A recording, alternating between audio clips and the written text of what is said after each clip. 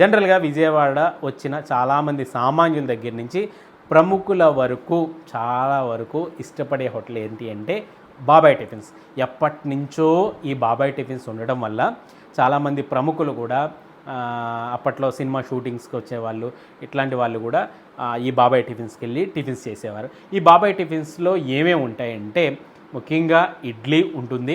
ఇడ్లీతో పాటు రకరకాల దోశలు, పెసరట్టు ఉప్మా, ఇలాంటి క్రేజీ టిఫిన్స్ అన్నీ కూడా అక్కడ ఉంటాయి. బట్ బాబాయ్ టిఫిన్స్కి వెళ్తే మాత్రం మస్ట్ ట్రై ఇడ్లీ అండి. చక్కగా మంచి 2 రకాల చట్నీలు వేసి దాని మీద ఇడ్లీ మీద బటర్ అట్లా పిండిస్తారు. అసలే స్మూత్గా ఉండే ఆ ఇడ్లీ మీద ఆ బటర్ పిండంగానే ఆ వేడివేడి ఇడ్లీ మీద ఆ బటర్ అట్లా కరిగిపోద్ది అంతే. జస్ట్ అప్పుడు ఆ ఇడ్లీ తీసుకుని అట్లా చట్నీలో ముంజుకుని తింటే ఉంటుందండి సామిరంగా. తలుచుకుంటే ఆ టేస్ట్ అంతా గుర్తొస్తుంది అనమాట.